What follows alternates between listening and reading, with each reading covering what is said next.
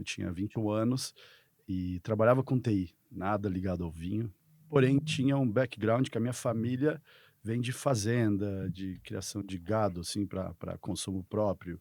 Meu pai é um engenheiro de Minas, com ênfase em geologia, então por isso eu acho que peguei esse lance de Vai ter pedras do uma meu pai. surpresa aqui no programa, vai ser profundo. Vamos falar de solo, pedra, geologia aqui. Em 2001, quando eu resolvi, tipo, dar aquela mudança de vida, eu falei: "Cara, eu preciso sair". Eu estava morando no Rio Grande do Sul, preciso sair daquela vida que eu estava, que não era, diríamos assim, o que eu queria para o resto da minha vida, e falei: "Vou para um país inóspito, que vive da agricultura e que tem aquilo que eu mais gosto, que também é aventura, esporte de aventura, que tem surf, que tem montanhas".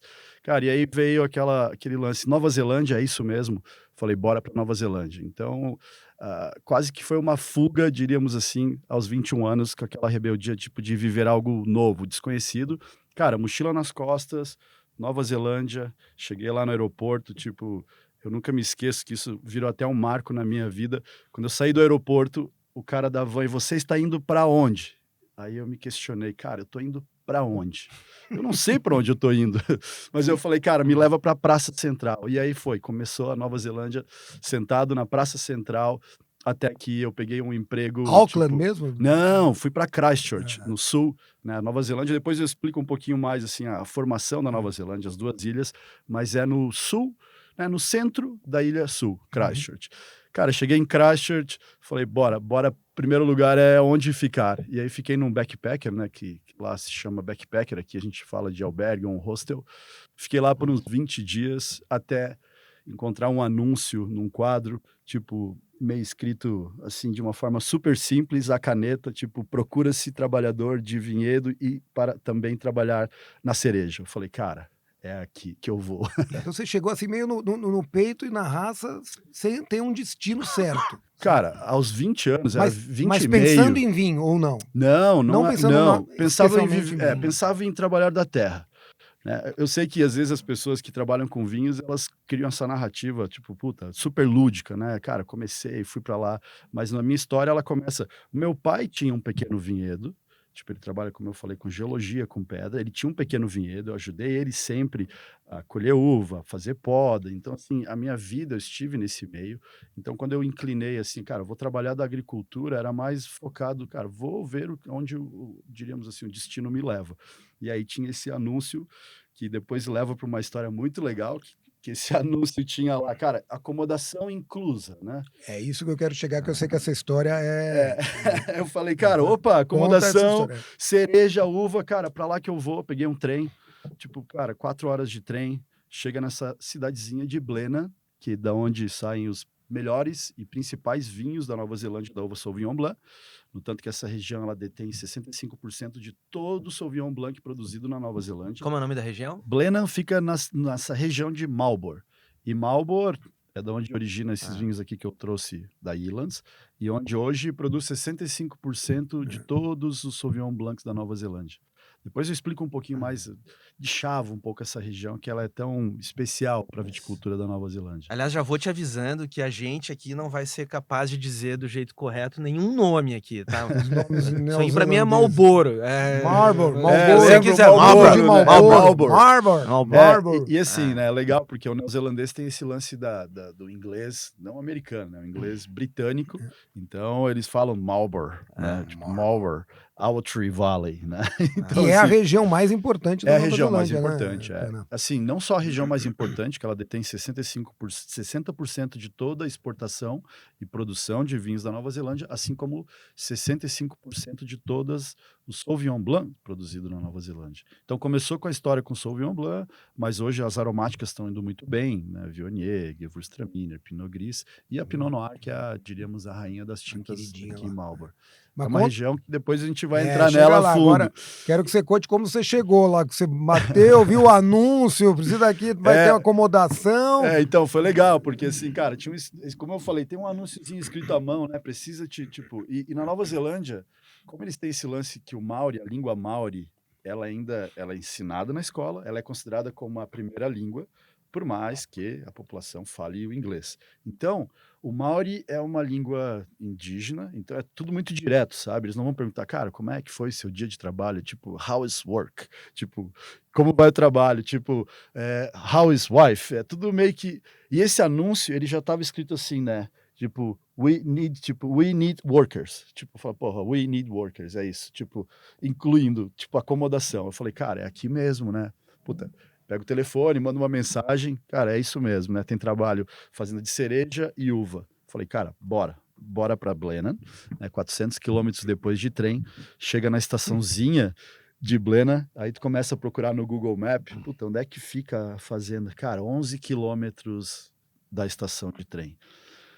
Porra, lá, quando você chega numa cidade, num país novo, você, cara, quais são os, né, meios de transporte? A gente tem que pensar que isso fazem 23 anos, então não era Google, internet, Waze, Uber. Cara, vai. Eu falei, cara, bora caminhar. Então vamos caminhando, porque, né, eu ouvi dizer que Nova Zelândia é um dos melhores países do mundo para pegar carona. Cara, vai, caminha uns 2 quilômetros, pega uma carona. Puta, a pessoa me pergunta onde que eu quero ir e fala, não, deixa comigo que eu sei onde é que é. Cara, a pessoa, como um bom neozelandês, tipo, bondoso, me leva até a fazenda. Cara, aí quando eu cheguei nessa fazenda, tipo, tinha um ônibus, tipo um motorhome. Esse motorhome, ele era todo feito de madeirinha, assim, ele foi coberto com pedaços de madeirinha. Aí eu olhei e falei, puta, né, acomodação, cadê a estrutura, tal, só era fazenda, assim, um campo. Aí era meio de noite já. Aí, cara, ninguém, eu bato palma, aí vem um cachorro, aí daqui a pouco sai do... Coisa de filme. Aí sai, cara, de dentro desse ônibus o Craig. O nome do cara era Craig. Ele, cara, ele tinha um cabelo muito legal. Pra quem é careca, quem é cabeludo, a gente sempre fala, né? Meu, olha o cabelo do cara. Cara, o cara tinha um cabelo assim, ó, desse, tipo um Black Power, só que loiro. Um cara meio bruto, ele sai, e aí junto sai a mulher dele, tipo uma hippie, assim, muito hippie. E aí fala, já manda aquele inglês fechado, tipo, yeah, I'm the Brazilian, né? E eu falei que, inclusive, eu era descendente italiano, porque eu falei, cara, vai que, né? O brasileiro, não sei como é visto ainda nesse lance de trabalho. Falei, cara, descendente italiano, né? Já mandei um buongiorno ali. E aí, nisso, cara, o cara falou, eu falei, tem incomodação? Ele falou, yeah, amanhã nós já começamos o trabalho na cereja, a uva faltam 2 semanas para colher. E aí ele falou, trouxe barraca? Aí eu falei, não. Cara, aí ele pegou assim de dentro do ônibus uma barraca, um outro saco com colchão e jogou assim, ele falava, tipo, alright, this is your accommodation. Eu falei, caralho, né? Eu falei, pô, mas como eu sou um aventureiro, gosto de barraca, eu falei, cara, começou bem, Estão né? me desafiando, mas eu vou seguindo. Eu vou, cara, mas para encurtar a história, que essa aí foi, diríamos assim, a porta de entrada na Nova Zelândia. A fazenda era grande, cara? A fazenda era grande, ela fazia, na Nova Zelândia, principalmente, né, quando a gente volta na história da Nova Zelândia, por mais que a viticultura começou lá em 1850, 1860, então era uma viticultura, tipo, muito, né, local, assim, uma viticultura que não era ainda âmbito comercial. A viticultura comercial, ela começou bem mesmo em 1980. Quando Nova Zelândia despontou assim no mundo com um dos vinhos do Cloud Bay, que era um Sauvignon Blanc, produzido aqui, na beira desse rio, que depois eu vou falar.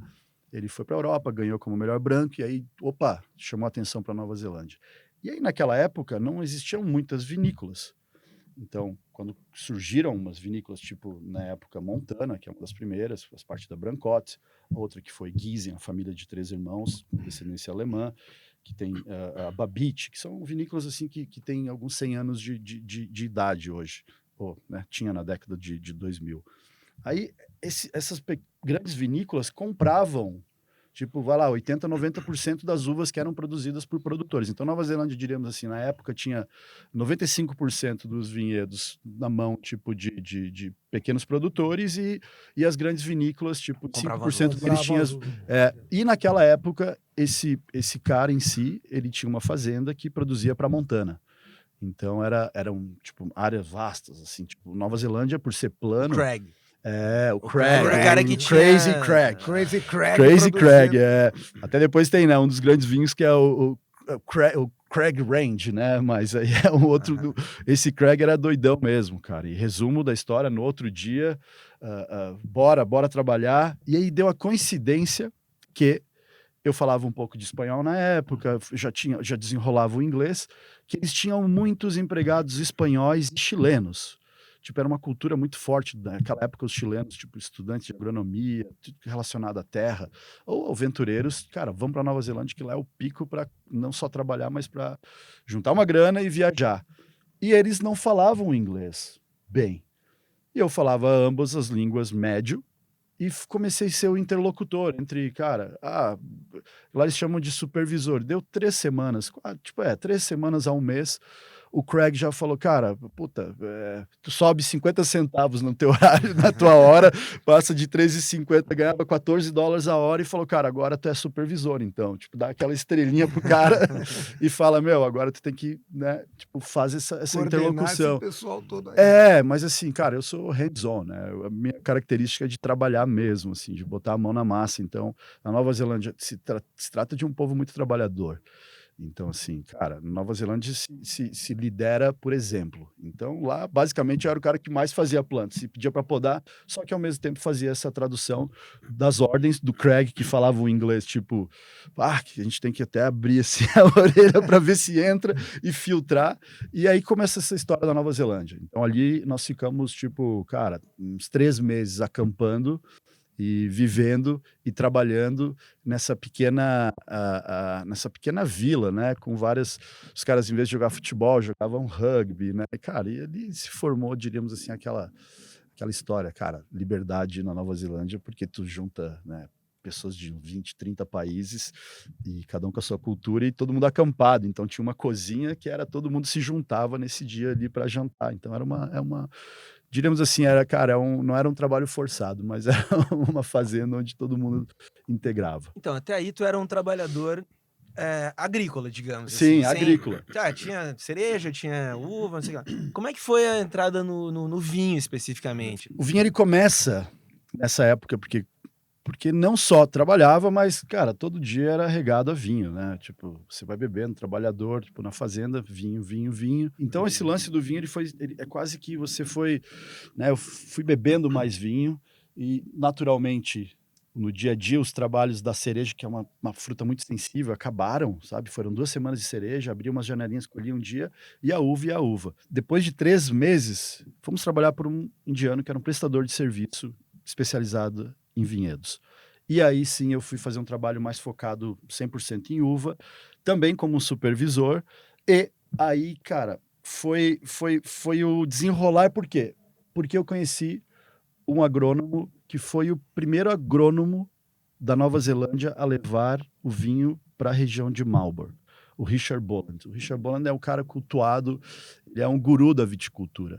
E quando ele fundou a segunda vinícola na região, ele passou a ser a primeira vinícola, ela foi fundada por uma família que já tinha vinhedos em outras regiões, sendo que aqui, quando o Richard fundou a sua própria vinícola, ele era um agrônomo. Então, ele trouxe para a região não só, né, a viticultura que ele queria desenvolver para ele, mas também como uma consultoria para vizinhos que queriam transformar suas fazendas porque, cara, Nova Zelândia é ovelha, né? Tipo, tem mais ovelha que Mais ovelha que gente. que gente. Se elas se rebelarem, acaba a Nova Zelândia, né? Então, assim, é uma equação de 5, 6 para 1. E aí, cara, o coordenador dessa fazenda como um todo era o Richard Boland. E o Richard Boland era o cara que, quando ele passava as instruções sobre a uva, o que fazer, ele não só passava as instruções, mas como ele explicava o porquê. Cara, eu sendo curioso, sendo um brasileiro que estava em outro lugar, amo a agricultura, já digo amo porque nasci numa família que né, meus avós agricultores, nasci dentro desse âmbito familiar. Cara, eu falei, puta, agora é a minha hora de absorver o que o Richard tem para falar. Cara, e aí foram 2 semanas, 3 semanas, 4 semanas, 1 mês, 2 meses, 3 meses, 4 meses, 5 meses, 6 meses, até que o Richard me deu uma oportunidade de abrir a minha própria empresa. Ele basicamente me perguntou o que eu precisava para abrir uma empresa de consultoria ou de prestação de serviço. E eu falei, cara, eu preciso de vinhedo. Ele falou na época, cara, 290 hectares é suficiente? Eu falei, cara, mais que suficiente. Aí ele até brincou, então, cara, pega essa bunda magra, essa Brazilian Skinny Nas e, tipo, esteja aqui segunda-feira com 20 pessoas. Eu falei, cara, eu posso até 50. Ele falou, não, traga 30 pessoas. Então, assim, cara, eu fui dormir na sexta, tipo, com um empregado, né, um supervisor de vinhedo que botava a mão na massa, tipo, né, prestando serviço para alguém. E acordei na segunda com a empresa chamada Vintage. E aí começa um novo, tipo, puta, Isso aí toda uma mudou nova história. total a história. né? Mudou. Foi uma Cara, virada. foi uma virada, porque aí a Nova Zelândia... Enquanto você fala, eu vou Vamos lá, atender aqui o vamos pedido lá. do Rodrigo, senão né, Não, vamos lá. vamos abrir aqui, senão eu vou ser considerado o vilão da. Não, a Isso. gente precisa, né, molhar as palavras. Vamos perfumar a sala. Vamos perfumar a sala. Boa. Com o Richard ou também vieram, né, os desafios que é de coordenar uma equipe, de fazer, tipo, né, começar, sim, o seu próprio negócio e focar, no caso, não em enologia, mas em viticultura. Cara, e o Richard, por coincidência, e uma coincidência ruim, o Richard, na época, tipo, ele tinha acabado de perder uma filha com um acidente de quadriciclo. Nossa. Uma filha de 9 anos, e ele morava, né, do lado do vinhedo. E como o neozelandês é um povo, de uma certa forma, eles têm... Introspectiva. É introspectiva, eles têm uma forma mais introspectiva. E nós, brasileiros, somos totalmente ao contrário, né? Então, assim, essa relação de trabalho, ela começou a se desenvolver como... Ele era um tutor meu, ele sabia que, cara, eu absorvia, eu estudava muito. Uma vez ele, inclusive, falou, KJ, eu preciso que tu, tipo, trabalhe na colheitadeira, porque, cara, o cara se machucou, e daí ele falou, tu sabe dirigir colheitadeira? Aí eu falei para ele, cara, não tem nada que eu não consiga aprender em 24 horas, pelo menos para começar. Daí ele falou, cara, tu tem então, 18 horas para amanhã aqui, dirigir a colheitadeira para a gente ver. Então essa relação, tipo, de tanto ele me dar desafios e dar responsabilidades, como uma vez ele falou, cara, pela primeira vez na história da Crossings, eu vou permitir que alguém vá trabalhar no vinhedo sem supervisão, que era no caso sábado e domingo. Então, cara, essa relação, e eu passei a ser um aprendiz do Richard, mas ao mesmo tempo comecei a repassar essas informações a outros, diríamos que eram na época pecuaristas, que começaram a implantar vinhedos. Porque deu bem coincidência em 2005, quando o governo da Nova Zelândia fez um aporte gigantesco na viticultura com 4, 5 anos de isenção de impostos. Então, assim, com uma taxa mínima. E com isso, cara, a viticultura da Nova Zelândia deu um boom, mas deu um boom, assim, gigante. E o Richard Boland passou a ser o agrônomo consultor de toda essa região, que hoje é a principal. Cara, e aí quando ele implantava um projeto, ele falava, cara, chama o KJ, chama o Brazilian. E aí nós íamos não só com a mão de obra braçal, mas nós fazíamos todo o trabalho de implantação de sistema de irrigação, a instalação dos postes, essa instalação estrutural de arame, plantávamos as uvas, depois a gente era o responsável por cuidar dessas uvas do nascimento dela até a colheita, e aí depois passavam nós também a fazer parte na época de vendímia e indo para a vinícola. Então, assim, a gente acompanhou todo esse processo. A história, ela vai, né? Até vou mostrar aqui para a câmera quem é esse cara que parece que saiu do filme do Senhor dos Anéis. Ele foi mais um dos meus gurus, aqui mais no aspecto sustentável. 8 de 2008, nós fundamos a Vinícola Elands, e 1.000 hectares de terras exatos. Essa vinícola, em 2008, começou a produzir Sauvignon Blanc, todo esse lance, né, representação da Nova Zelândia. Em 2012, nós ganhamos como o melhor Sauvignon Blanc do planeta, com um dos vinhos produzidos na Crossings, que era Crossings, um vinhedo do Richard Boland. Resumo da história, o Peter, por ele ser esse cara, ele tinha uma casa dentro de um vinhedo, uma casa velha, que o carpete já era comido, de tanta gente entrar lá dentro para falar com ele. Esse cara, ele era um visionário, fez uma vinícola incrível, e toda vez que ele te encontrava na manhã, quando a gente estava fazendo o intervalo, tomando café, ele batia no teu ombro e ele dizia, me diga alguma coisa impossível. E às vezes você comentava com ele. E um dia eu comentei, vender Sauvignon Blanc no Brasil. No tanto que o lema da Peter Elands é assim, caminhe com leveza, nunca diga que algo não possa ser feito. Então, assim, e pense com audacidade. Então, assim, cara, pense com audacidade, não pise em cima de ninguém e não diga que algo não possa ser feito. Ele transformou essa área, que ele pagou $3.000 o hectare em vez de 30 mil, transformou num vinhedo incrível, fez a vinícola mais sustentável do planeta, e um dia, em 2012, depois do falecimento do meu sogro, a minha esposa disse, cara, eu vou voltar pro Brasil. Nosso filho tinha 6 anos, e não nada que me prenda mais aqui, mas tu é um cara que respira isso, tipo, fica, papapá. O Peter soube da história e falou, KJ, não existe ninguém aqui na Nova Zelândia que possa fazer aquele sonho que tu me disse um dia. Eu falei, qual? De levar o vinho da Nova Zelândia pro Brasil. Resumo da história, o vinho Peter Ylans, a gente participa de uma feira, na época Expo Vines. Ele é considerado como o melhor vinho branco da Expo Vines. Peter Ylans aqui, nós com um standzinho desses de 3 metros quadrados, nada fancy, a cara do Peter Ylans. Cara, todo mundo vendo tirar foto como se fosse o Senhor dos Anéis, o cara. Resumo, Carlos Cabral prova o vinho, tipo do Pão de Açúcar.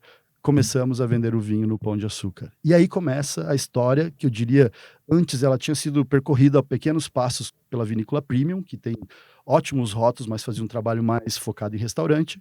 Nós fomos os primeiros a chegarem com a marca Ylans no Pão de Açúcar e desenvolver aquele rótulo Clube de Sommelier para o Pão de Açúcar.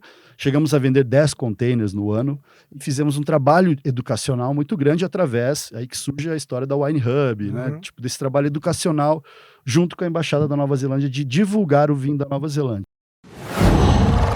Uau!